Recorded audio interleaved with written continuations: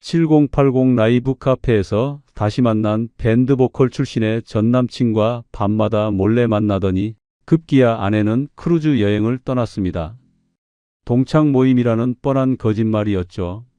샤워를 하고 진하게 화장을 하며 집을 나서는 그녀를 아무 일 없다는 듯 바라보는 제 모습이 저를 더 미치게 만들었습니다.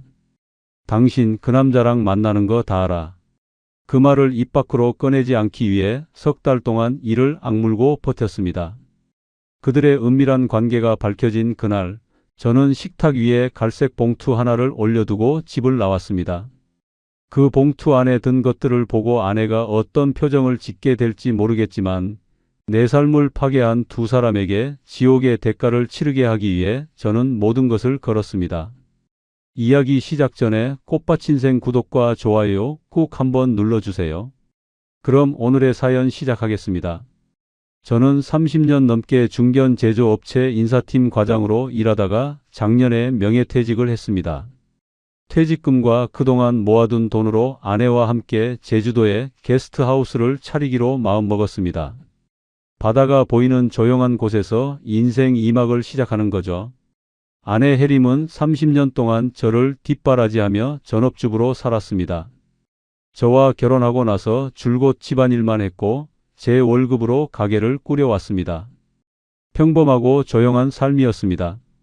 딸 지은이도 출가했고 손주도 생겼습니다. 이제 제주에서 우리 부부만의 시간을 즐기면 되는 거라고 생각했습니다. 그런데 최근 아내 혜림의 모습이 조금씩 달라지기 시작했습니다. 7080 세대 라이브 카페에 자주 가더니 밤늦게까지 스마트폰으로 생방송을 보는 날이 늘어났습니다. 처음에는 그냥 취미 생활이라고 생각했습니다. 나이 들어서 즐길 게 있다는 건 좋은 일 아닙니까? 친구들과 여행도 자주 가는 것 같았습니다. 어느 날 저녁, 저는 거실 소파에 앉아 커피를 마시고 있었습니다. 혜림은 부엌에서 설거지를 하면서 휴대폰으로 영상을 보고 있었습니다. 스피커에서 흘러나오는 노랫소리가 귀에 익숙하게 들렸습니다.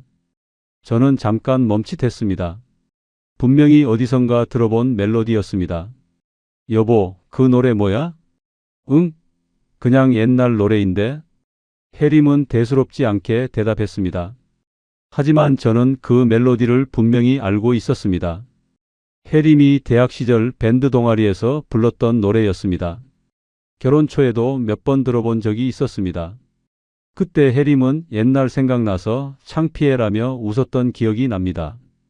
그거 당신 대학 때 밴드 노래 아냐? 그런가? 들으니까 좋더라고. 그래서 계속 듣고 있어. 혜림은 웃으며 말했지만 그 웃음 뒤로 묘한 경직이 스쳤습니다. 눈빛이 살짝 흔들리는 게 보였습니다. 저는 이상하다는 생각이 들었지만 더 이상 묻지 않았습니다. 며칠 후 저는 혜림의 카카오톡 프로필 사진이 바뀐 걸 발견했습니다. 예전에는 손주 사진이었는데 어느새 젊은 시절 혜림이 마이크를 잡고 노래하는 흑백 사진으로 바뀌어 있었습니다. 배경음악도 설정되어 있었습니다. 역시 그 밴드 노래였습니다. 여보, 프로필 사진 바꿨네? 응, 옛날 사진 찾았거든. 추억 삼아. 혜림은 밝게 웃었습니다. 하지만 저는 왠지 모를 불편함을 느꼈습니다. 추억이라는 말이 자꾸 마음에 걸렸습니다. 왜 하필 지금 그 시절 사진을 꺼내는 걸까요? 30년 동안 한 번도 꺼내본 적 없던 사진을 말입니다. 저는 요즘 제주도 게스트하우스 준비를 위해 통장 정리나 자금 정리를 시작했습니다. 공동 통장과 각자 통장을 확인하면서 불필요한 지출을 줄이고 목돈을 모으려고 했습니다. 카드 명세서도 다른 때보다 더 꼼꼼하게 살펴보던 중 이상한 결제 내역이 눈에 들어왔습니다. 부산 남포동 라이브 카페 15만원, 부산 남포동 라이브 카페 8만원, 부산 남포동 라이브 카페 10만원. 같은 가게에서 한 달에 서너 번씩 결제가 되어 있었습니다. 저는 명세서를 들고 혜림에게 물었습니다. 여보, 이거 뭐야? 부산에 언제 갔었어? 혜림은 잠깐 당황하는 듯 하더니 곧 웃으며 대답했습니다. 하지만 그 웃음이 어딘가 부자연스러웠습니다. 아, 그거? 친구들이랑 가끔 부산 놀러 가거든. 거기 라이브 카페가 분위기 좋아서 한 달에 서너 번씩이나? 요즘 애들이랑 모임이 자주 있었잖아. 신경 쓰지 마. 혜림의 목소리는 차분했지만 저는 뭔가 석연치 않았습니다. 부산까지 그렇게 자주 갈 일이 있을까요? 그것도 같은 카페에만 계속 가다니. 저는 명세서를 다시 펼쳐봤습니다. 결제 시간이 대부분 저녁 7시에서 10시 사이였습니다. 저는 더 이상 묻지 않았습니다. 하지만 마음 한편에 작은 의심이 싹트기 시작했습니다. 다음 날 저는 혜림이 외출한 사이 거실 서랍을 정리하다가 우연히 카드 영수증 몇 장을 발견했습니다. 부산 남포동의 한 고급 레스토랑, 통영의 해산물 요리집, 그리고 부산역 근처의 카페였습니다. 모두 최근 석 달 사이에 사용한 것들이었습니다. 영수증에 적힌 금액들도 만만치 않았습니다. 한 번에 10만 원, 20만 원씩 쓴 흔적들이었습니다. 저는 영수증을 손에 쥔 채 멍하니 앉아 있었습니다. 혜림은 친구들과 만난다고 하면서도 구체적으로 어디를 가는지 말한 적이 없었습니다. 저는 그저 동창회쯤으로 생각했습니다. 그런데 이 영수증들은 뭘까요? 저는 영수증을 도로 서랍에 넣고 아무렇지 않은 척 저녁을 준비했습니다. 혜림이 돌아왔을 때 저는 평소처럼 웃으며 저녁 식사를 함께 했습니다. 하지만 식탁 너머로 보이는 혜림의 얼굴이 낯설게 느껴졌습니다.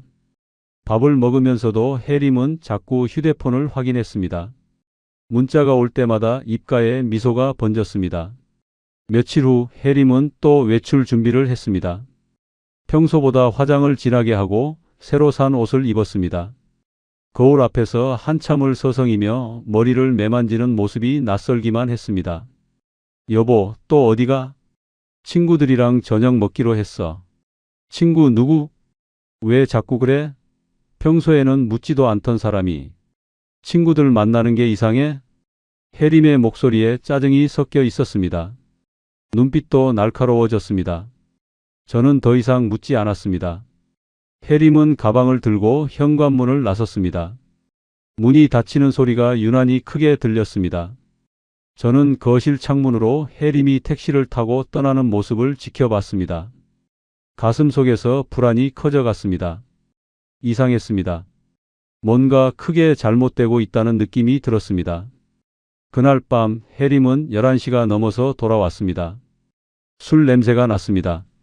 얼굴이 붉게 상기되어 있었고 눈빛이 들떠 있었습니다. 걸음걸이도 평소보다 가벼웠습니다. 재밌었어? 응, 친구들 만나면 기분 좋지. 혜림은 짧게 대답하고 방으로 들어갔습니다. 저는 거실에 홀로 앉아 텔레비전을 켰습니다. 화면에서는 뉴스가 흘러나왔지만 저는 아무것도 보이지 않았습니다. 머릿속에는 온통 혜림 생각뿐이었습니다. 부산 남포동 라이브 카페, 대학 시절 밴드 노래, 바뀐 프로필 사진, 잦은 외출, 진한 화장과 새 옷, 그리고 돌아올 때마다 풍기던 행복한 표정. 저는 혼잣말을 했습니다. 이상하다. 일주일 후 저는 또다시 카드 명세서를 확인하게 되었습니다. 제주도 게스트하우스 자금을 마련하기 위해 지출 내역을 꼼꼼히 살펴보는 게 습관이 되어버렸습니다. 그런데 이번 달 명세서에는 더욱 이상한 항목들이 눈에 들어왔습니다. 부산 남포동 음향장비 전문점 35만 원, 부산 중앙동 악기점 48만 원, 통영 크루즈 여행사 예약금 50만 원, 부산 해운대 고급 레스토랑 23만 원. 저는 명세서를 든 손이 떨리는 걸 느꼈습니다. 음향장비요? 악기점이요? 혜림이 왜 그런 곳에서 돈을 쓴 걸까요? 그것도 한 번에 40만 원, 50만 원씩 말입니다. 그리고 크루즈 여행 예약금이라니. 저는 아무 말도 듣지 못했습니다. 저는 명세서를 펼쳐놓고 한참을 들여다봤습니다. 지난 석 달간의 모든 결제 내역이 거기 있었습니다. 남포동 라이브 카페만 해도 15번이 넘었습니다. 한 번 갈 때마다 10만 원에서 20만 원씩 썼습니다. 그 외에 부산 지역 고급 레스토랑, 카페, 심지어 부티크 의류 매장까지. 모두 합치면 300만 원이 훌쩍 넘는 금액이었습니다. 저녁 식사 자리에서 저는 조심스럽게 물었습니다. 여보, 요즘 카드 쓰는 게 좀 많은 것 같은데? 해림은 반찬을 집다 말고 저를 쳐다봤습니다. 눈빛이 순간 경계하는 듯 했습니다. 숟가락을 놓는 소리가 유난히 크게 들렸습니다. 그래? 어떤 게? 음향 장비랑 악기점에서 결제된 게 있던데. 그게 뭐야? 요즘 당신 악기 배워? 해림은 잠시 망설이더니 밝게 웃었습니다. 하지만 그 웃음이 어딘가 억지스러워 보였습니다.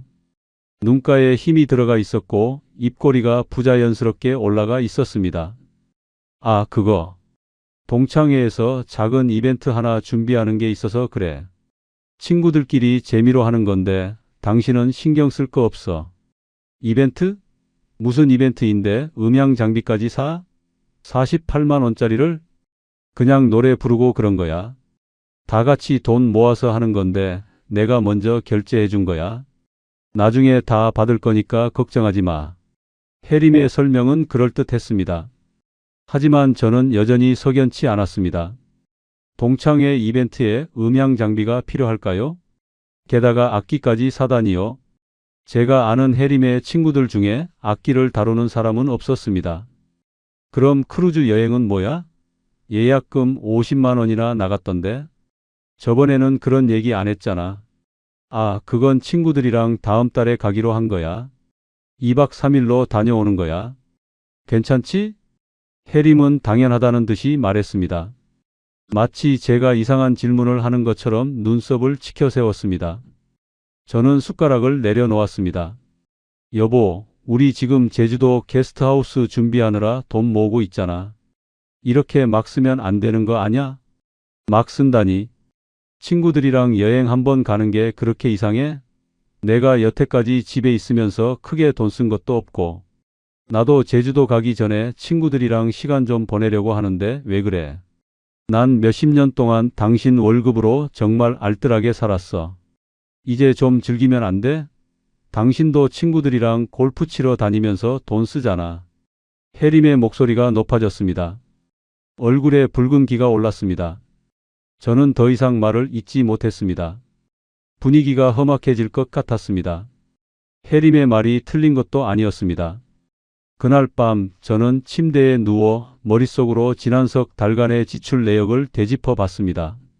남포동 라이브 카페 10번 이상, 남포동 라이브 카페 15번 이상, 고급 레스토랑 7번, 음향 장비, 악기점, 크루즈 예약금, 부티크 의류 매장, 액세서리 숍, 모두 합치면 300만 원이 훌쩍 넘는 금액이었습니다. 석 달 만의 말입니다. 저희 부부는 평생 검소하게 살았습니다. 외식도 한 달에 한두 번 정도만 했고 옷도 필요한 것만 샀습니다. 명절 때 친척들 만나는 것 외에는 특별한 지출이 거의 없었습니다. 그런데 최근 해림의 소비 패턴은 완전히 달라져 있었습니다. 저는 해림의 옷장을 떠올렸습니다. 며칠 전 옷장 문이 열린 채로 있는 걸 봤었습니다. 그 안에는 새로 산 옷들이 여러 벌 걸려 있었습니다. 화려한 색깔의 블라우스, 세련된 디자인의 원피스, 명품 브랜드 가방까지 모두 최근에 산 것들이었습니다. 가격표가 아직 달린 것도 있었습니다. 저는 억지로 눈을 감고 자려고 노력했지만 도저히 잠이 오지 않았습니다. 그 여자가 대체 왜 이럴까? 다음 날 아침 해림은 평소보다 일찍 일어나 화장을 시작했습니다. 거울 앞에서 한참을 서성이며 립스틱 색깔을 고르고 머리를 손질했습니다. 옷도 새로 산 원피스를 꺼내 입었습니다. 진한 분홍색 원피스에 흰색 가디건을 걸쳤습니다.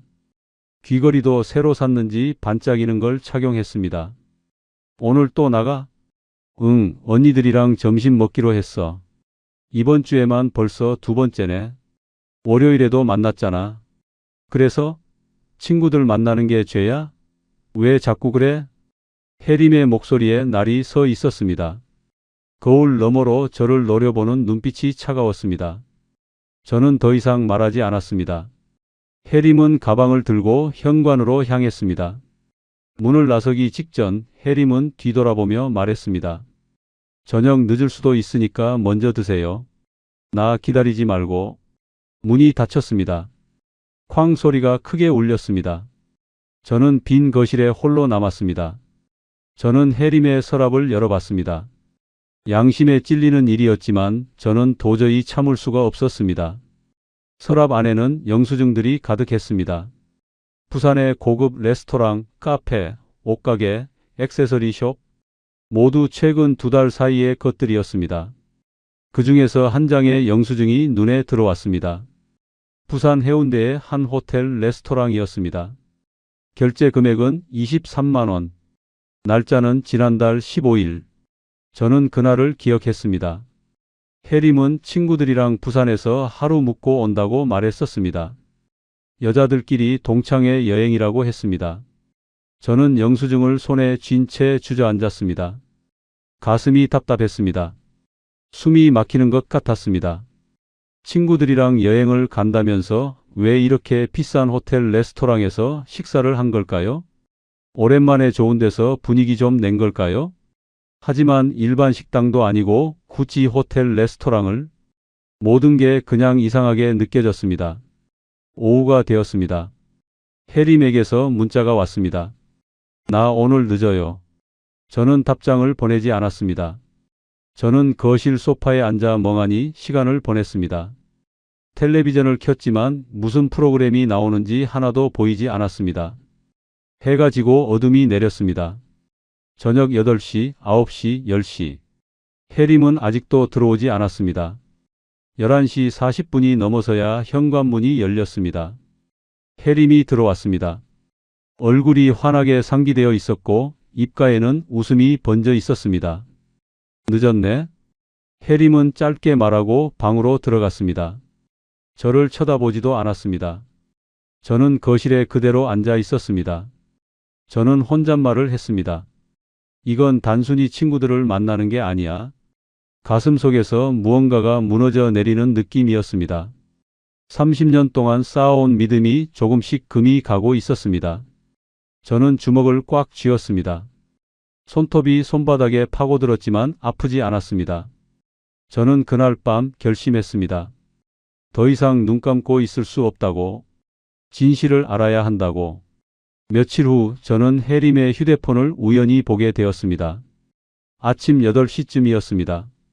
해림이 샤워를 하러 간 사이 거실 테이블 위에 놓인 휴대폰에서 알림음이 울렸습니다. 화면에 메시지 미리 보기가 떠 있었습니다. 상민 오빠, 오늘 저녁 7시에 만나요. 기다릴게요. 저는 그 자리에 얼어붙었습니다. 상민 오빠요? 상민이라는 이름이 누구죠? 저는 해림의 친구들 중에 상민이라는 이름을 들어본 적이 없었습니다. 아니, 오빠라고요? 여자친구들끼리 만난다고 하지 않았나요? 손이 떨렸습니다. 심장이 두근거렸습니다. 화면이 꺼지기 전에 저는 발신자 이름을 확인했습니다. 상민 오빠라고 저장되어 있었습니다. 저는 손이 떨렸습니다. 가슴이 두근거렸습니다. 뭔가 크게 잘못되고 있다는 확신이 들었습니다. 제 예감은 틀린 적이 없었습니다. 욕실에서 물 흐르는 소리가 멈췄습니다. 저는 재빨리 소파로 돌아가 앉았습니다. 텔레비전 리모컨을 집어들고 뉴스를 켰습니다. 해림이 나왔습니다. 머리에 수건을 두르고 화장을 지운 맨얼굴이었습니다. 해림은 휴대폰을 집어들고 화면을 확인했습니다. 입가에 미소가 번졌습니다. 여보, 오늘도 나가? 해림은 깜짝 놀란 듯 고개를 들었습니다. 손에 든 휴대폰을 재빨리 뒤로 감췄습니다. 눈빛이 흔들렸습니다. 응, 친구들이랑 저녁 먹기로 했어. 해림의 대답은 자연스러웠지만 눈빛이 계속 흔들렸습니다. 손으로 머리카락을 만지작거리는 모습이 불안해 보였습니다. 저는 더 이상 묻지 않았습니다. 하지만 상민 오빠라는 단어가 머릿속에서 계속 맴돌았습니다. 마치 저주처럼 말입니다. 그날 오후 2시쯤 저는 딸 지은이에게 전화를 걸었습니다. 평소에는 한 달에 한두 번 정도 통화하는 사이였습니다. 손자 얘기를 주고받고 사진이나 동영상을 받는 게 전부였죠. 지은아, 아빠야. 네, 아빠. 무슨 일이세요? 아니, 그냥 요즘 엄마가 자주 외출해서 아빠도 좀 심심해서. 지우는 잠시 침묵했습니다. 수화기 너머로 한숨 소리가 들렸습니다. 뭔가 알고 있다는 느낌이 들었습니다. 아빠, 요즘 엄마가 오빠 얘기를 자주 하더라고요. 지난주에 통화할 때도 오빠가 이렇게 말하더라, 오빠가 저렇게 하더라 그러길래 누구냐고 물어봤더니 그냥 밴드 동아리 선배라고 하던데요. 아빠도 아시는 분이죠? 저는 전화기를 쥔 손에 힘이 들어갔습니다. 오빠, 밴드 동아리 선배. 저는 혜림의 대학 시절 이야기를 떠올렸습니다. 결혼 초기에 혜림이 한번 말했던 적이 있었습니다. 대학 때 밴드 동아리에서 활동했다고, 그때 좋아하던 보컬 선배가 있었다고, 졸업하고 연락이 끊겼다고 했었습니다. 그 선배 이름이 뭐야? 글쎄요, 이름까지는 안 들었어요. 왜요, 아빠? 아빠도 모르는 분이에요? 아니, 들었는데 나도 까먹어서. 괜찮아. 신경 쓰지 마. 저는 전화를 끊었습니다. 하지만 머릿속은 복잡했습니다. 상민, 밴드 동아리, 보컬 선배. 모든 조각이 맞춰지기 시작했습니다. 퍼즐이 완성되어 가고 있었습니다. 저는 서재로 들어가 컴퓨터를 켰습니다. 손이 떨려서 키보드를 제대로 누르기 힘들었습니다. 검색창에 부산 남포동 라이브 카페를 입력했습니다. 여러 개의 검색 결과가 나왔습니다. 그중 하나가 눈에 들어왔습니다. 남포동 7080 추억의 라이브 카페 사장 오상민. 오상민. 그 이름을 본 순간 제 심장이 멈추는 것 같았습니다. 그 이름을 클릭해서 들어가 보니 사진들이 가득했습니다. 무대 위에서 노래를 부르는 중년 남자의 사진이 있었습니다. 기타를 들고 마이크 앞에 서 있는 모습이었습니다. 저는 사진을 확대했습니다. 남자의 얼굴을 자세히 들여다봤습니다. 낯이 익었습니다. 아주 오래전에 본 것 같은 얼굴이었습니다. 그리고 문득 기억났습니다. 결혼 초기에 혜림의 앨범에서 본 사진. 대학 축제 무대에서 밴드 공연을 하던 젊은 남자. 바로 이 사람이었습니다. 35년 전에 그 남자였습니다. 혜림의 첫사랑. 대학 시절 밴드 동아리 보컬. 그 사람이 지금 부산 남포동에서 라이브 카페를 운영하고 있었습니다. 그리고 혜림은 석 달 동안 그곳을 15번 이상 방문했습니다. 설마 음향 장비에 악기까지 사준 걸까요? 저는 책상에 얼굴을 묻었습니다. 눈앞이 캄캄했습니다. 그날 저녁 혜림은 또 11시 반이 넘어서 돌아왔습니다.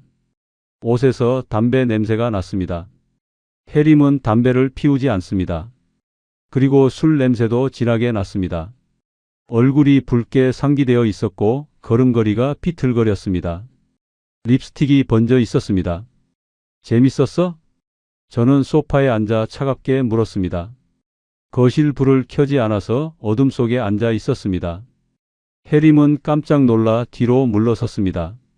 어머, 깜짝이야. 불도 안 켜놓고 왜 그래요? 물었잖아. 재밌었냐고. 저는 다시 물었습니다. 혜림은 잠깐 저를 쳐다보더니 고개를 끄덕였습니다. 응, 오랜만에 동창들 만나서 좋았어. 저는 더 이상 묻지 않았습니다. 아내의 입에서 어떤 말이 나올지 두려웠거든요. 다음 날 아침 저는 일찍 일어나 친구 도철에게 전화를 걸었습니다. 밤새 한숨도 못 잤습니다.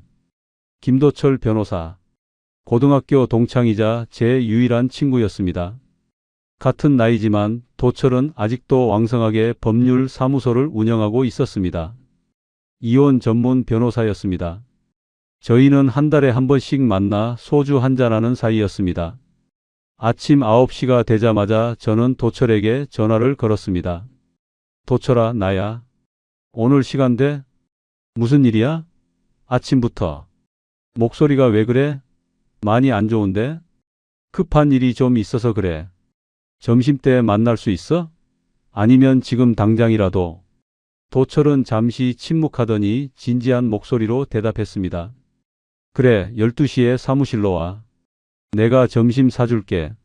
저는 전화를 끊고 옷을 갈아입었습니다. 해림은 아직 방에서 나오지 않았습니다. 저는 해림을 깨우지 않고 조용히 집을 나섰습니다. 도철의 법률사무소는 시내 중심가에 있었습니다. 11층 건물의 5층이었습니다. 저는 엘리베이터를 타고 올라가 사무실 문을 열었습니다. 유리문에 김도철 법률사무소라는 간판이 붙어 있었습니다. 비서가 저를 안내했고 도철은 책상 앞에서 서류를 보고 있었습니다. 혜준아, 앉아. 도철은 안경을 벗으며 저를 바라봤습니다. 그의 눈빛이 심각해졌습니다. 제 얼굴을 보자마자 뭔가 큰일이 생겼다는 걸 알아챈 모양이었습니다. 눈밑이 새카맣게 멍들어 있었고 얼굴은 창백했습니다. 무슨 일이야? 얼굴이 왜 그래? 밤새 잠도 못 잤구나. 저는 의자에 앉아 한참을 말없이 있었습니다. 어디서부터 어떻게 말해야 할지 몰랐습니다. 가슴이 답답했습니다. 목이 막혔습니다. 눈물이 날 것 같았지만 참았습니다. 혜림이가 바람을 피우는 것 같아. 저는 겨우 그 한마디를 꺼냈습니다. 목소리가 떨렸습니다. 도철은 눈을 크게 떴습니다. 안경을 책상 위에 내려놓았습니다. 잠시 말을 잇지 못했습니다. 뭐라고? 혜림 씨가? 30년을 아무 일 없이 산 혜림 씨가? 응. 몇 달 전부터 이상했어. 부산에 자주 가더니 알고 보니까 대학 시절 첫사랑을 만나고 있는 것 같아. 오상민이라는 남자고 지금 남포동에서 라이브 카페를 운영하는 것 같아. 저는 가방에서 카드 명세서와 영수증들을 꺼내 도철에게 건넸습니다. 그리고 휴대폰으로 찍어둔 문자 메시지 사진도 보여줬습니다. 상민 오빠, 오늘 저녁 7시에 봬요. 기다릴게요. 그 문자를 보는 순간 또다시 가슴이 무너지는 느낌이었습니다. 도철은 명세서를 한 장 한 장 넘기며 꼼꼼히 살펴봤습니다. 얼굴이 점점 굳어졌습니다. 입술을 깨물었습니다. 손가락으로 금액 부분을 짚으며 중얼거렸습니다. 음향 장비 35만원, 악기점 48만원, 크루즈 예약금 50만원, 호텔 레스토랑 23만원. 이거 다 혜림 씨가 쓴 거야? 응. 300만 원이 넘어. 제주도 게스트하우스 차릴 수나 있을지 모르겠다. 도철은 명세서를 내려놓고 깊은 한숨을 쉬었습니다. 손으로 이마를 문질렀습니다. 매일 저녁마다 나가는데 들어올 때마다 물어보면 눈빛이 딱 거짓말을 하고 있어. 립스틱도 번져 있고 술 냄새도 나고 담배 냄새도 났고 평생 본 적이 없는 모습이라 낯설다 낯설어. 도철은 잠시 생각하더니 심각한 표정으로 입을 열었습니다. 혜준아, 지금 당장 해야 할 일이 있어. 첫째, 재산 방어. 둘째, 증거 확보. 셋째, 법적 대응 준비. 이 세 가지를 동시에 진행해야 해. 재산 방어? 그래. 혜림 씨가 그 남자한테 돈을 계속 대주고 있잖아. 이 상태로 두면 혜림 씨가 공동 재산을 다 날릴 수도 있어. 최악의 경우 대출까지 받을 수도 있고. 그런 케이스 정말 많아. 저는 등골이 오싹했습니다. 생각하지 못한 부분이었습니다. 혜림은 제 인감도 알고 있었고 집 서류가 어디 있는지도 알고 있었습니다. 그럼 어떻게 해야 해? 구체적으로 말해줘. 도철은 메모지를 꺼내 펜으로 적기 시작했습니다. 또박또박 쓰면서 설명했습니다. 첫째, 공동 통장을 분리해. 당신 돈을 별도 계좌로 옮겨. 오늘 당장. 둘째, 부동산 지분을 정리해. 집이 공동 명의지? 그럼 딸 지은이한테 매매 형식으로 넘겨. 증여세 문제도 있으니까 매매가 낫겠어. 셋째, 혜림 씨 명의 카드를 정지시켜. 더 이상 돈이 나가지 않게.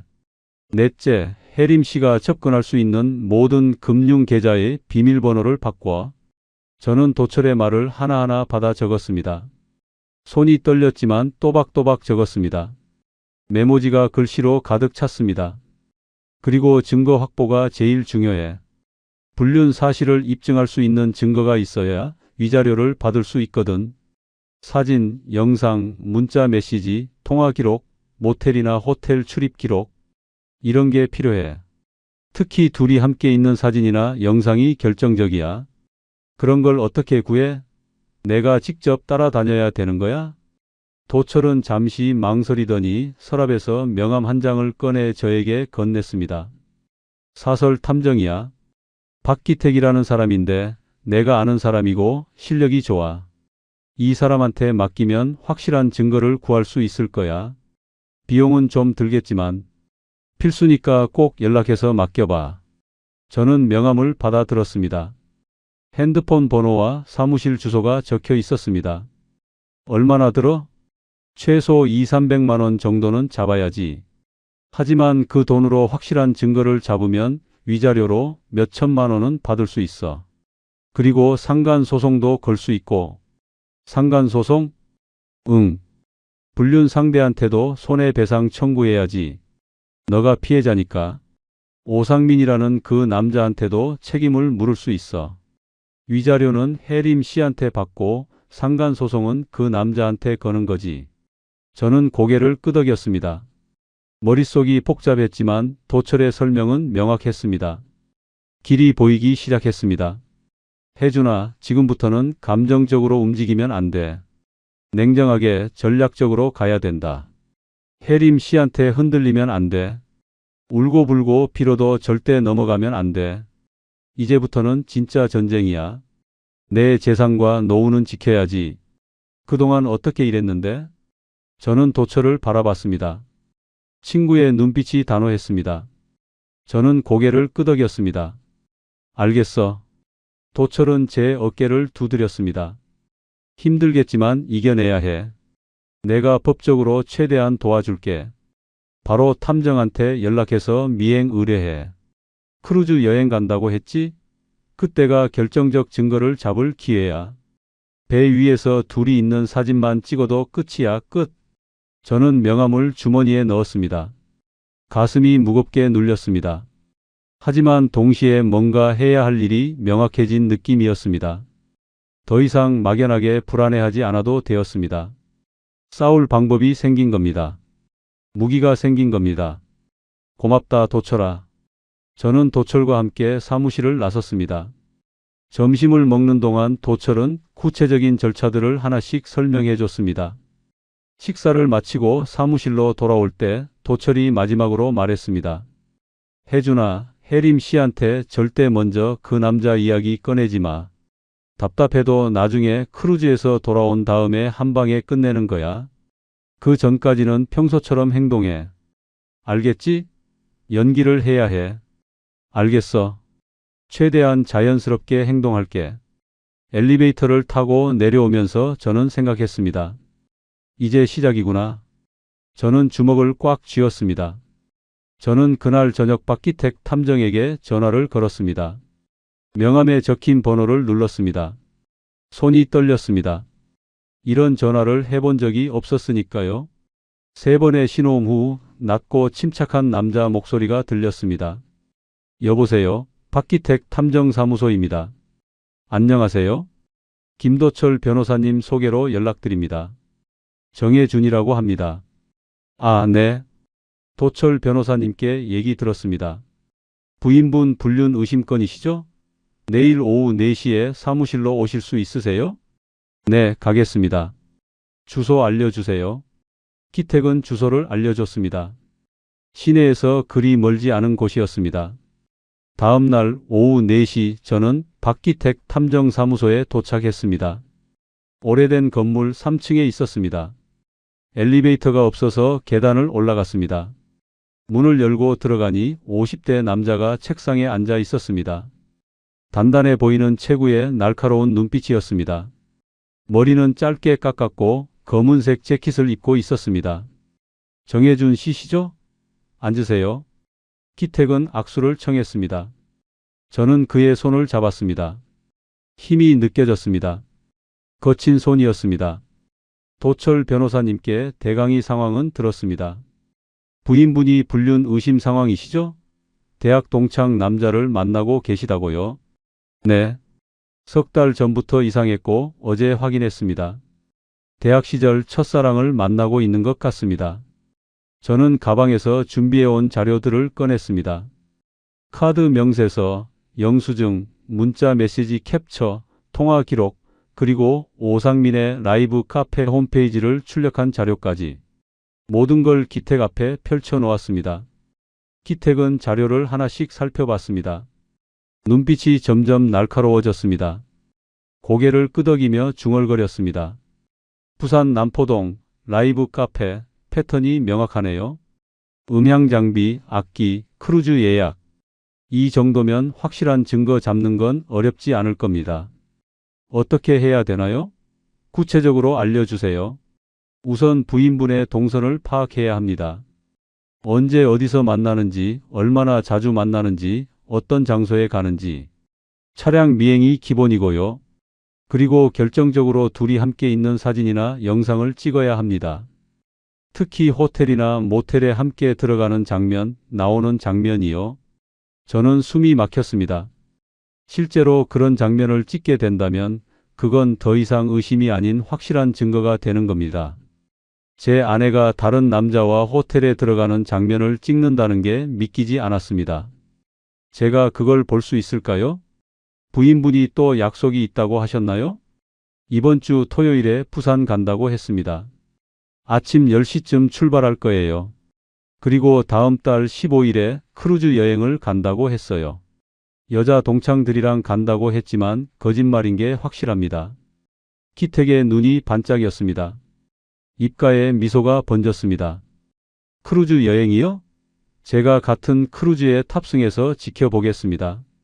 배 위에서는 숨을 곳이 없으니까 증거 확보가 확실합니다. 날짜랑 시간만 정확히 확인해서 알려주세요. 그게 가능한가요? 들키지 않고요? 물론입니다. 이런 케이스 수십 건 해봤습니다. 크루즈는 밀폐된 공간이라 오히려 증거 확보가 쉽습니다. 도망갈 데도 없고요. 레스토랑, 데크, 객실 앞 다 찍을 수 있습니다. 저는 계약서에 서명했습니다. 펜을 쥔 손이 떨렸습니다. 선입금 300만 원. 적지 않은 돈이었지만 진실을 알기 위해선 필요한 투자였습니다. 도철 말대로 사실이라면 위자료와 상간소송으로 회수할 수 있겠죠. 이번 주 토요일부터 시작하겠습니다.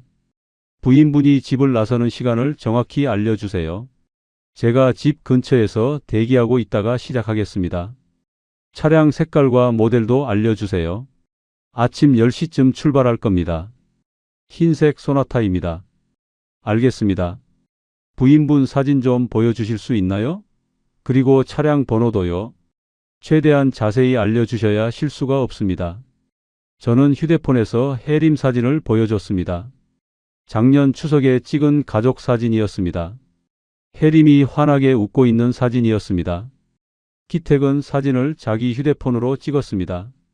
저는 차량 번호도 알려줬습니다. 토요일 저녁에 중간 보고 드리겠습니다. 그리고 크루즈 일정도 정확히 알려주세요. 출발 시간, 승선 장소, 크루즈 이름까지요. 저는 해림이 예약했다는 크루즈 정보를 전달했습니다. 완벽합니다. 제가 오늘 바로 같은 크루즈 예약하고 탑승권 확보하겠습니다. 걱정 마세요. 들키지 않게 조심스럽게 진행하겠습니다. 저는 사무실을 나와 집으로 돌아가는 길에 해림에게 문자를 보냈습니다. 친구 만나서 한잔하고 들어갈게. 거짓말이었습니다.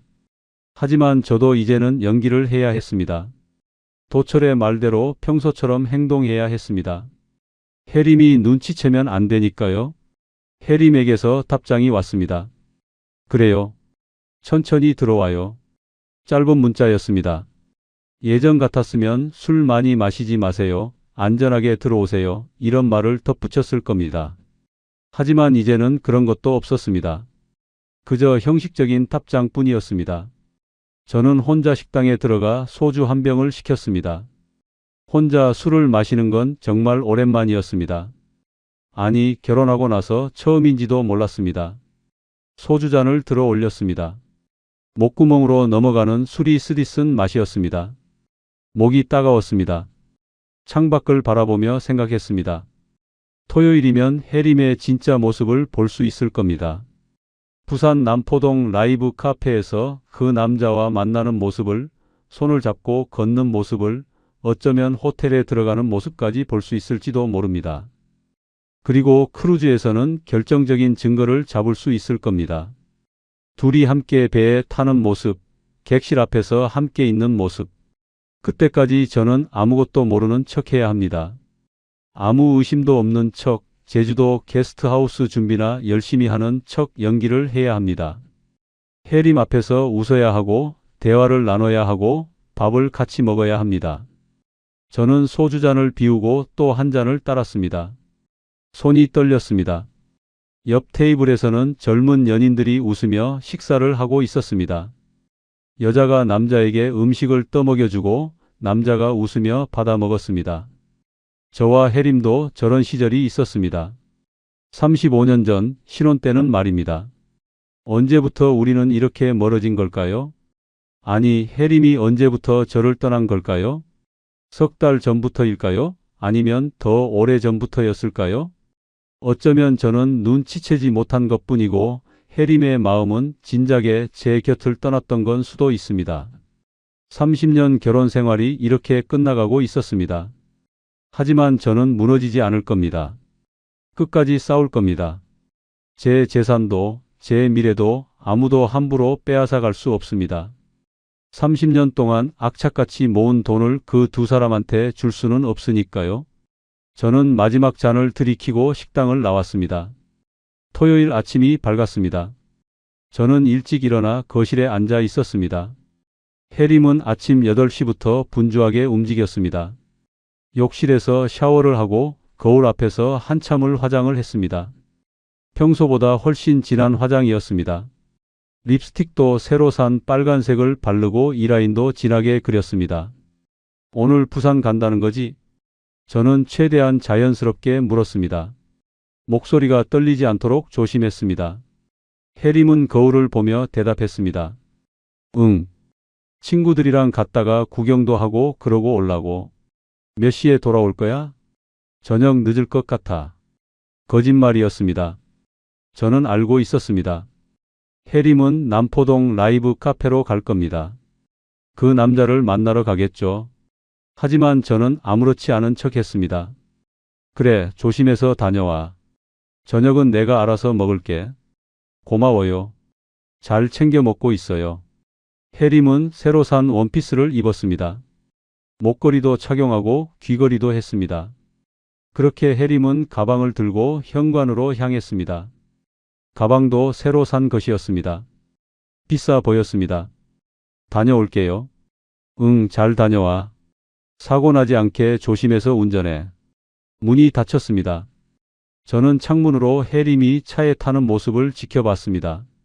흰색 소나타가 천천히 움직이기 시작했습니다. 그리고 골목 모퉁이를 돌아 사라졌습니다. 저는 곧바로 휴대폰을 꺼내 기택에게 문자를 보냈습니다. 출발했습니다. 흰색 소나타, 지금 집을 나섰어요. 1분 후 기택에게서 답장이 왔습니다. 확인했습니다. 시야에 포착됐습니다. 시작합니다. 걱정 마세요. 저는 소파에 앉아 기다렸습니다. 시간이 느리게 흘렀습니다. 시계를 보고 또 봤습니다. 오전 11시, 12시, 오후 1시. 기택에게서 아무 연락이 없었습니다. 저는 초조했습니다. 손에 땀이 났습니다. 오후 7시쯤 기택에게서 전화가 왔습니다. 저는 벌떡 일어나 전화를 받았습니다. 정혜준 씨, 박기택입니다. 네, 어떻게 됐나요? 어디 계세요? 부산 남포동 라이브 카페에 도착했습니다. 부인분이 카페에 들어갔고 오상민이라는 남자와 만난 것 같습니다. 카페 안에 함께 있습니다. 창가 자리에 마주 앉아 있어요. 저는 숨이 막혔습니다. 가슴이 무너지는 것 같았습니다. 두 손이 떨렸습니다. 사진은 찍으셨나요? 네. 카페 밖에서 둘이 손을 잡고 걷는 모습, 포옹하는 모습, 카페 안에서 마주 앉아 있는 모습 다 찍었습니다. 고화질로 확보했어요. 얼굴도 선명하게 나왔고요. 계속 관찰 중입니다. 겨안았다고요? 네. 약 10초 정도요. 그 장면도 다 찍었습니다. 저는 눈을 감았습니다. 어지러웠습니다. 벽에 기대지 않으면 쓰러질 것 같았습니다. 그럼 계속 지켜봐 주세요. 어디 가는지 다 확인해 주세요. 알겠습니다. 추가 상황 있으면 연락드리겠습니다. 전화가 끊겼습니다. 저는 휴대폰을 쥔 채 멍하니 앉아 있었습니다. 손을 잡고 걷는 모습, 포옹하는 모습, 더 이상 의심의 여지가 없었습니다. 또다시 기택에게서 다시 전화가 왔습니다. 저는 소파에 누워 있다가 벌떡 일어나 전화를 받았습니다. 혜준 씨, 중요한 상황입니다. 지금 바로 말씀드려야 할 것 같아서요. 뭔가요? 무슨 일이에요? 부인분과 오상민이 카페를 나와서 차를 타고 해운대 쪽으로 이동했습니다. 제가 뒤따라갔고요. 그리고 해운대에 있는 호텔에 함께 들어갔습니다. 저는 눈앞이 캄캄해졌습니다. 호텔이라고요? 함께 호텔에 들어갔다고요? 손에서 휴대폰이 떨어질 뻔했습니다. 일단은 제가 호텔 로비에서 대기 중입니다. 나오는 모습도 찍겠습니다. 네, 알겠습니다. 저는 전화를 끊고 소파에 쓰러졌습니다. 온몸에 힘이 빠졌습니다. 아내가 다른 남자와 호텔에 들어갔습니다. 이제 더 이상 의심이 아니었습니다. 확실한 사실이었습니다. 제 아내는 바람을 피우고 있었습니다. 해림은 새벽이 되어서 집에 돌아왔습니다. 저는 그때까지 잠을 자지 않고 기다리고 있었습니다. 좀 늦었네? 많이 기다렸어요? 해림은 그렇게 잠깐 저를 쳐다보더니 방으로 들어갔습니다. 아무 말도 하지 않았습니다. 저는 그날 밤 잠을 이루지 못했습니다. 기택이 보내온 사진들이 머릿속을 떠나지 않았습니다.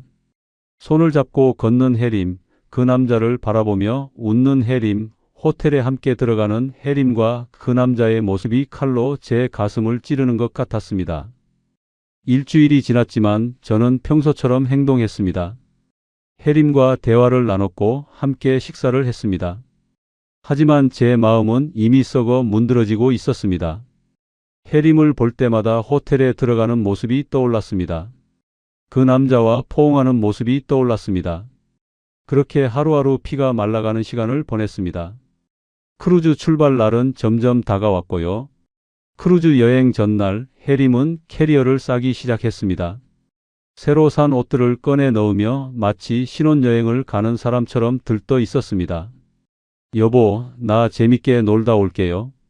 당신도 친구들 좀 만나고 있어요. 응, 조심해서 다녀와. 날씨 좋을 것 같던데 좋겠네? 저는 웃으며 대답했습니다. 하지만 제 미소는 가짜였습니다. 그렇게 해림은 집을 나섰습니다. 캐리어를 끌고 현관문을 나서는 해림의 뒷모습을 저는 조용히 지켜봤습니다. 하늘이 참 맑았습니다. 아이러니하게도 날씨는 너무 좋았습니다. 크루즈 여행하기 딱 좋은 날씨였죠. 그날 저녁 저는 도철에게 전화를 걸었습니다. 도철아, 나야. 해림이 크루즈 떠났다. 혜준아, 이제 추가 증거만 확보하면 돼. 내일이면 결과 나오겠네? 증거 확보되면 이혼 소장이랑 상간 소송 소장 준비하자. 내가 다 작성해 놓을게. 사진 받으면 바로 첨부해서 제출하면 돼. 고맙다, 도철아. 끝이 보이고 있어. 힘들어도 조금만 참아라. 저는 전화를 끊고 소파에 앉았습니다. 텔레비전을 켰지만 아무것도 보이지 않았습니다. 화면만 멍하니 바라봤습니다. 저는 가만히 눈을 감았습니다. 육지에서 멀어져가는 크루즈를 상상했습니다. 그 배 위에서 해림은 행복하게 웃고 있겠죠. 저를 속이고 있다는 죄책감도 없이 말입니다.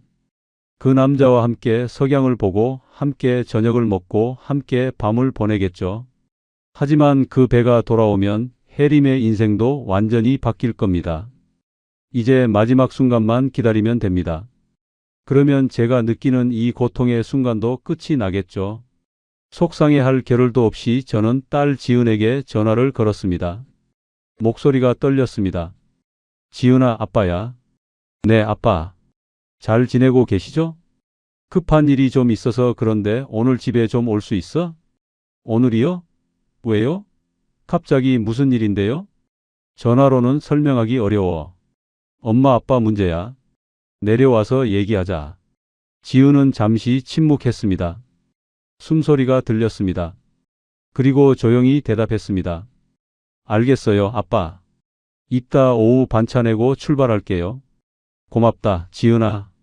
조심해서 와. 저녁 무렵 지은이가 도착했습니다. 아빠, 무슨 일이에요? 엄마는 어디 갔어요? 전화도 안 받으시던데? 들어와. 안에서 얘기하자. 저는 지은을 거실로 안내했습니다. 그리고 그동안 모아놨던 아내와 그 남자의 사진을 모두 보여줬습니다.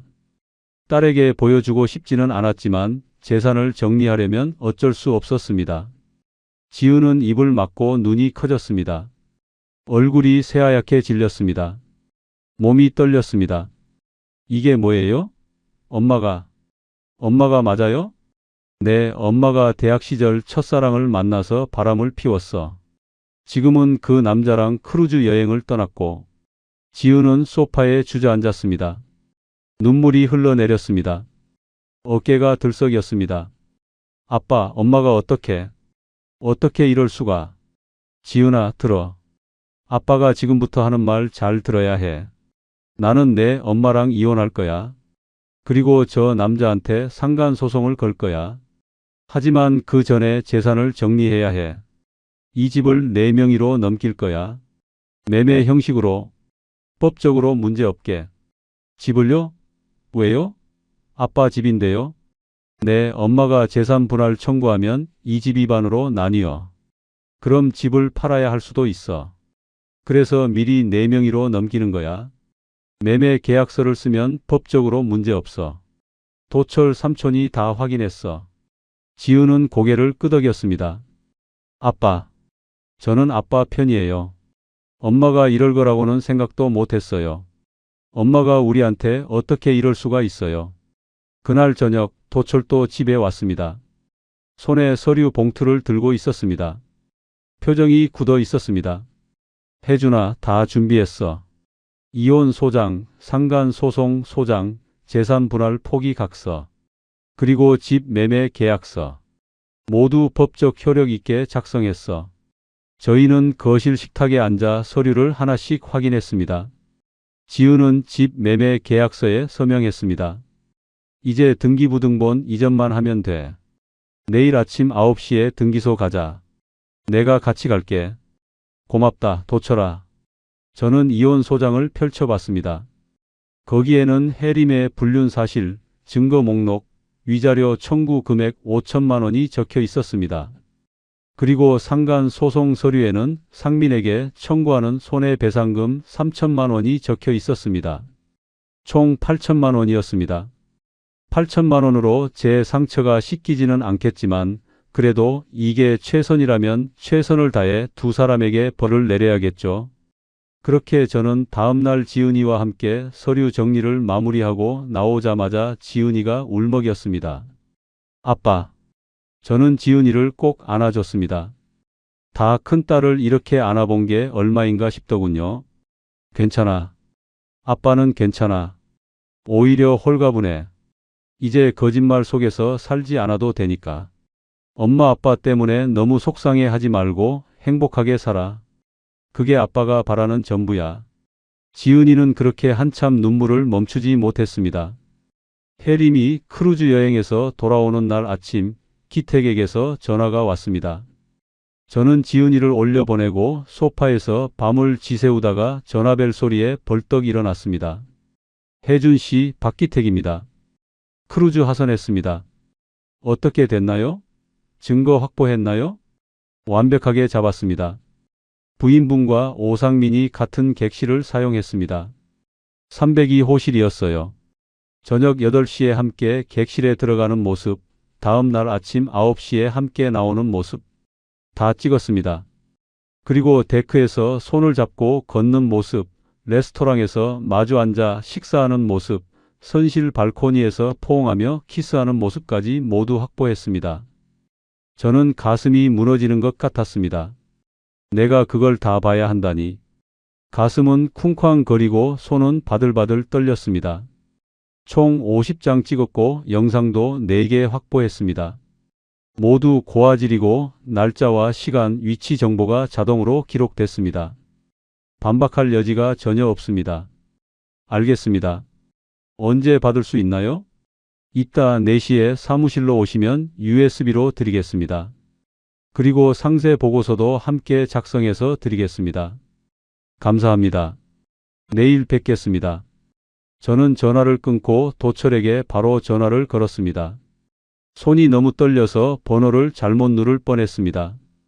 도철아, 증거 다 확보했대? 잘했다, 혜준아. 이제 본격적으로 시작하자. 저는 숨을 깊게 들이마셨습니다. 이제 진짜 끝입니다. 더 이상 돌아갈 수 없습니다. 저는 그날 오후 기택의 사무실로 갔습니다.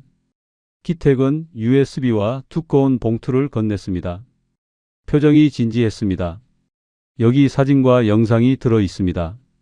그리고 이건 상세 보고서입니다. 날짜, 시간, 장소, 상황 설명 다 적어 놨습니다. 저는 USB를 받아 들었습니다.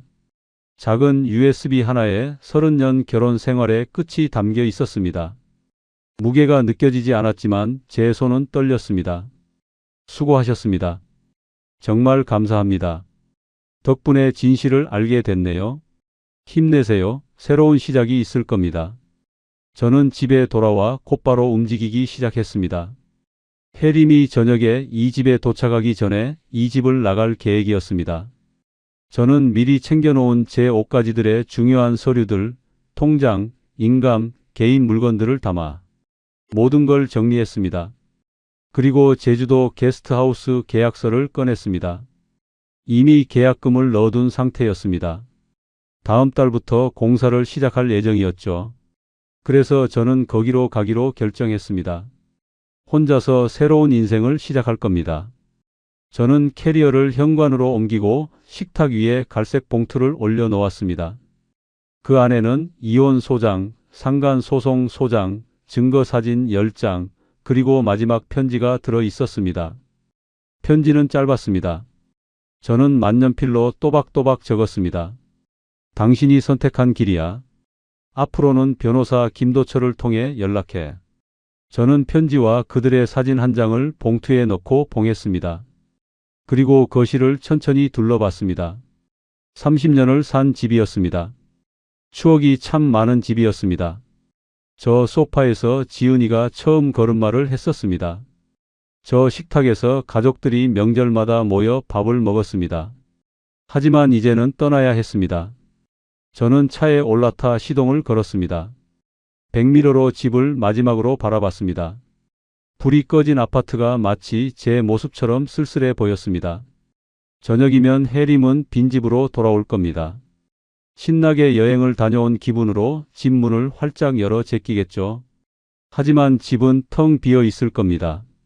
식탁 위에 갈색 서류 봉투만 혜림을 반기겠죠. 호텔에서 맥주를 마시고 있던 저의 핸드폰은 저녁 11시부터 불이 나기 시작했습니다. 혜림이 집에 돌아온 거겠죠. 집이 이상하게 조용했을 겁니다. 평소 같았으면 텔레비전 소리가 들렸을 텐데 아무 소리도 들리지 않았겠죠. 그때부터 문자와 전화가 번갈아 가면서 오기 시작했습니다. 여보 어디 갔어? 전화 왜 안 받아 어디야? 이 서류들 다 뭐야? 당신이 오해하는 거야. 전화 좀 받아봐. 쏟아지는 혜림의 문자와 전화가 슬슬 짜증나기 시작했습니다. 그래서는 혜림의 번호를 차단했습니다. 혜림은 다시 걸고 또 걸었겠죠. 하지만 계속 같은 멘트만 흘러나왔을 겁니다. 그리고 며칠 뒤 도철이 보낸 상간 소장이 오상민에게 도착했을 무렵 도철이에게 전화가 왔습니다. 혜준아, 혜림 씨한테서 전화 왔어. 울면서 사과하더라. 너 만나게 해달래? 무릎 꿇고 빌겠대. 거절했지? 당연하지. 법대로 하자고 했어. 조정 날짜 나오면 출석하라고 했어. 변호사 선임하라고도 했고. 혹시라도 혜림이가 뭐라고 하든 흔들리지 마. 나는 이제 진짜 마음 굳게 먹었다. 야, 나는 걱정 마. 제주도에서 쉬면서 게스트하우스 준비나 잘하고 있어. 조정 잡히면 알려줄게. 저는 깊은 숨을 들이마셨습니다. 가슴이 뻥 뚫리는 것 같았습니다. 이제 와서 무릎 꿇고 빌면 뭐가 달라지나요? 앞으로는 법정에서만 만날 겁니다. 그리고 모든 게 정리되면 저는 둘이 아닌 혼자 제주도에서 새로운 삶을 살아가겠죠.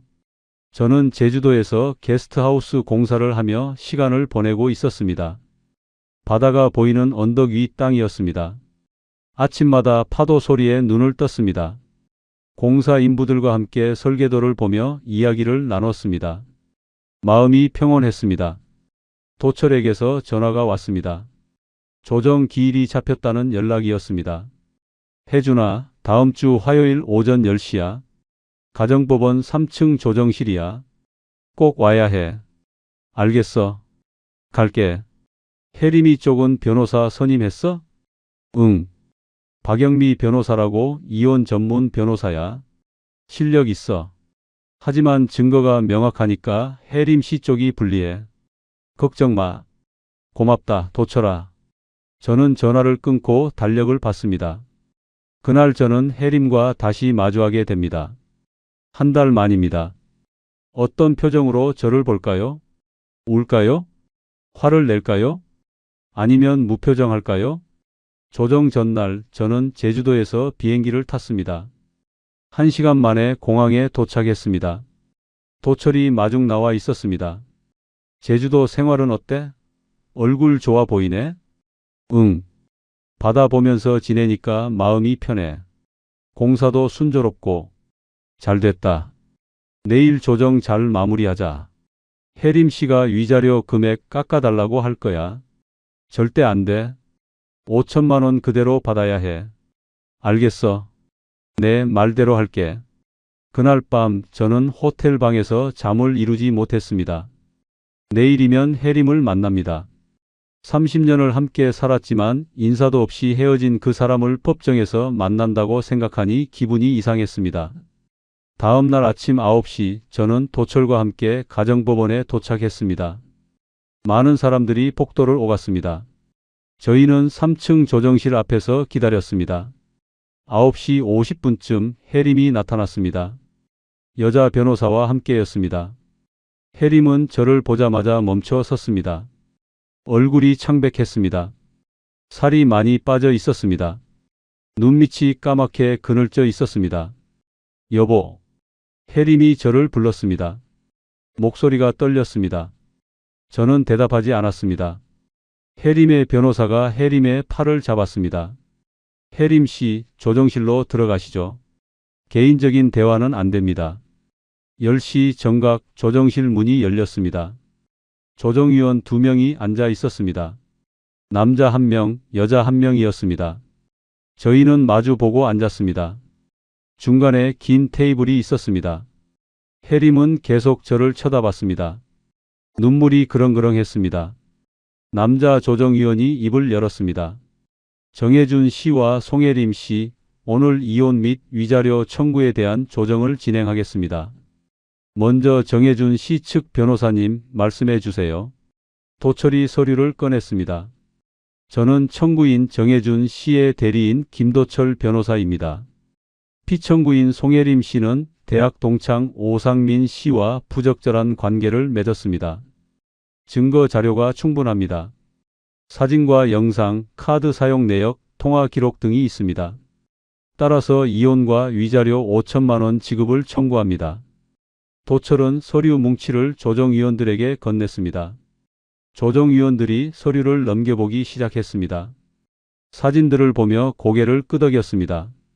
혜림의 변호사가 입을 열었습니다.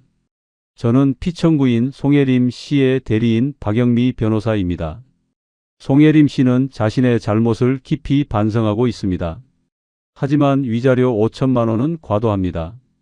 송혜림 씨는 전업주부로 수입이 없습니다. 2천만 원으로 조정해 주시기 바랍니다. 도철이 즉시 반박했습니다. 과도하지 않습니다. 30년 결혼 생활을 배신한 대가입니다. 그리고 송혜림 씨는 외도 기간 동안 공동재산을 불륜 상대에게 사용했습니다. 이 부분도 고려되어야 합니다. 조정위원들이 혜림을 바라봤습니다. 여자 조정위원이 물었습니다. 송혜림 씨, 이 사실들을 인정하십니까? 혜림은 고개를 숙였습니다. 눈물이 떨어졌습니다. 네, 인정합니다. 제가 잘못했습니다. 하지만 5천만 원은 제가 감당할 수 없어요. 제발 좀 조정해 주세요. 남자 조정위원이 저를 바라봤습니다. 정혜준 씨, 금액 조정 의향은 없으십니까? 3천만 원 정도로 합의하시는 건 어떻습니까? 저는 고개를 저었습니다. 안 됩니다. 5천만 원 그대로입니다.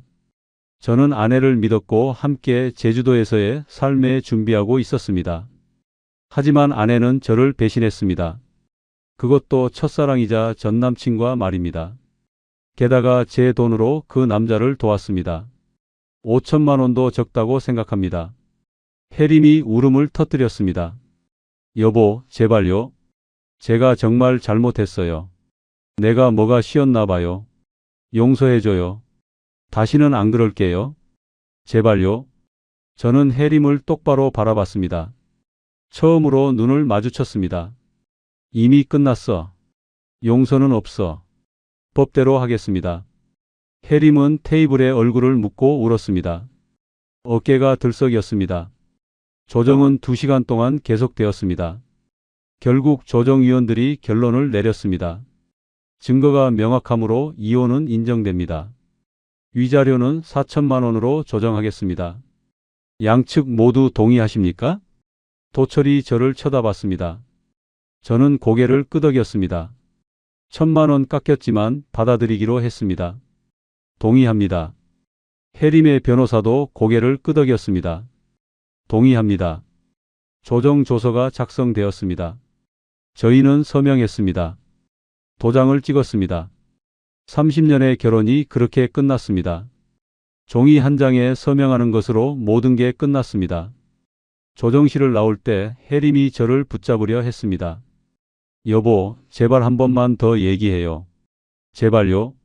저는 혜림의 손을 뿌리쳤습니다. 이제 상간 소송도 곧 시작되니까 그쪽도 준비하라고 전해. 저는 도철과 함께 법원을 나섰습니다. 복도를 걸어 엘리베이터를 탔습니다. 뒤에서 혜림이 우는 소리가 들렸습니다. 하지만 저는 돌아보지 않았습니다. 밖으로 나오니 햇빛이 눈부셨습니다. 차가운 겨울 공기가 상쾌했습니다. 도철이 제 어깨를 두드렸습니다. 잘했다, 혜준아. 고맙다, 도철아. 정말 내 덕분에 여기까지 왔다. 아직 남은 소송이 있지만 이제 정말로 자유의 몸이 되었습니다. 이혼 조정이 끝나고 몇 달이 지났습니다. 제주도는 아직 쌀쌀했지만 제 마음에는 봄이 오고 있었습니다. 게스트하우스 공사가 거의 끝나가고 있었습니다. 바다가 보이는 2층 건물에 객실 5개를 만들었습니다. 각 방마다 창문을 크게 내서 바다가 한눈에 보였습니다. 저는 매일 아침 일찍 일어나 바다를 걸었습니다. 파도 소리를 들으며 생각을 정리했습니다. 60대에 새로 시작하는 인생이었습니다. 이혼을 겪고 나니 다른 것들은 두렵지 않았습니다. 그때 도철에게서 전화가 왔습니다. 혜준아, 상간 소송 판결 났어. 오상민한테 2,500만 원 배상 판결 나왔어. 항소 안 하겠대. 다음 달까지 입금한대. 그래? 고생했다, 도철아. 뭘? 당연한 거지. 그리고 혜림 씨 위자료 매달 입금하고 있지? 응, 조금씩 보내고 있더라고. 그래, 혹시라도 안 들어오면 나한테 바로 연락하고. 잘 지내고 있어. 나도 곧 제주도 한번 내려갈게. 그래, 꼭 놀러 와라. 저는 전화를 끊고 바다를 바라봤습니다. 위자료 4천만 원, 상간 소송 배상금 2,500만 원, 합계 6,500만 원이었습니다. 큰 돈이었습니다. 이 돈으로 게스트하우스의 부족한 부분을 마무리해야겠습니다. 며칠 후 지은이도 제주도로 찾아왔습니다. 사위 도훈과 함께였습니다. 손주 민준이와 서윤이도 데려왔습니다. 아빠, 게스트하우스 정말 멋있어요. 바다도 보이고 너무 좋은데요? 그치? 젊은 사람들도 좋아하겠지? 그럼요. 대박 날 것 같은데요? 지은은 고개를 끄덕였습니다. 손주들이 뛰어놀았습니다. 민준이가 제게 다가왔습니다. 할아버지, 여기서 살아요? 응, 할아버지는 이제 여기서 살아. 바다 보면서. 저도 여기서 살고 싶어요. 저는 민준이를 안아 올렸습니다. 가벼웠습니다. 따뜻했습니다. 아이의 웃음소리가 집안을 가득 채웠습니다. 저녁에 지은 가족과 함께 식사를 했습니다. 근처 식당에서 해물탕을 먹었습니다. 사위 도훈이 말했습니다. 아버님, 제주도 오시길 정말 잘하신 것 같아요. 얼굴이 훨씬 좋아지셨어요. 그래? 고맙다. 마음이 편하니까 그런가 보다. 연기하면서 사는 게 힘들더라고. 맞아요. 아버님 앞으로 좋은 일만 있으실 거예요. 다음 날 아침 딸네 가족은 서울로 돌아갔습니다. 저는 공항까지 배웅했습니다. 아빠, 자주 연락할게요. 그래, 너희도 행복하게 살아라. 애들 잘 키우고. 비행기가 떠나는 모습을 지켜본 후 저는 게스트하우스로 돌아왔습니다. 인테리어 업체 직원들이 마지막 작업을 하고 있었습니다. 거실에 큰 소파를 들여놓고 주방의 식기들을 정리했습니다. 모든 게 새 것이었습니다. 일주일 후 게스트하우스가 완성되었습니다. 저는 간판을 달았습니다. 바다가 보이는 집이라고 썼습니다. 단순했지만 마음에 들었습니다. 예약 사이트에 올렸습니다. 사진을 찍어 올리고 가격을 책정했습니다. 1박에 15만 원이었습니다. 비싸지도 싸지도 않은 가격이었습니다. 사흘 후 첫 손님이 왔습니다.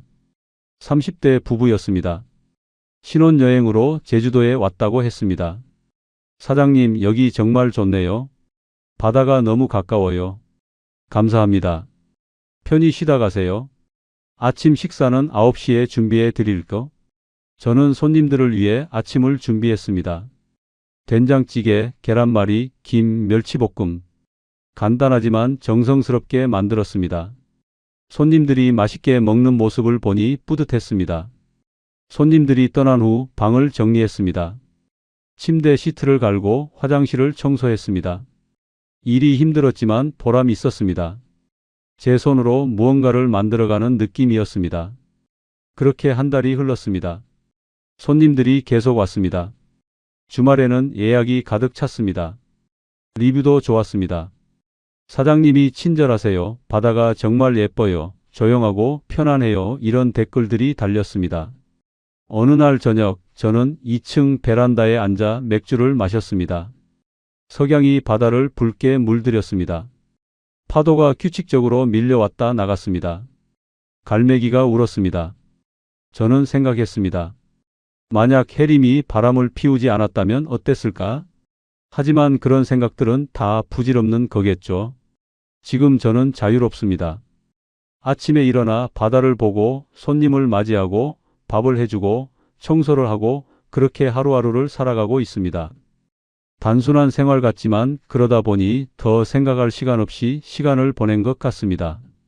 휴대폰이 울렸습니다. 도철이었습니다. 혜준아, 나야. 잘 지내? 응, 잘 지내. 손님도 너무 많이 온다. 바빠 죽겠어. 그래? 잘 됐다. 참, 혜림 씨 소식 들었어? 요즘 식당에서 설거지 알바한대. 그래? 자업자득이지 뭐. 이제 그 여자 생각할 시간도 없다. 그렇게 저는 도철과 전화를 끊고 다시 바다를 바라봤습니다. 별이 하나둘 떠올랐습니다. 밤하늘이 아름다웠습니다. 몇 달 전 가슴이 뛰고 손이 부들거리던 저와는 달리 지금은 더할 나위 없이 편안합니다. 그리고 아직 내가 할 수 있는 게 많다는 현실이 그저 행복합니다. 저는 맥주잔을 들어 올리며 하늘을 향해 건배했습니다. 나의 새로운 시작을 위하여. 오늘의 이야기 어떠셨나요? 주인공 혜준에게 하고 싶은 말씀이 있으시면 여러분의 생각을 댓글로 편하게 나눠주세요. 이 이야기가 마음에 와 닿으셨다면 구독과 좋아요 그리고 알림 설정을 통해 더 많은 이야기에 함께해 주세요. 다음에 더 좋은 이야기로 찾아뵙겠습니다.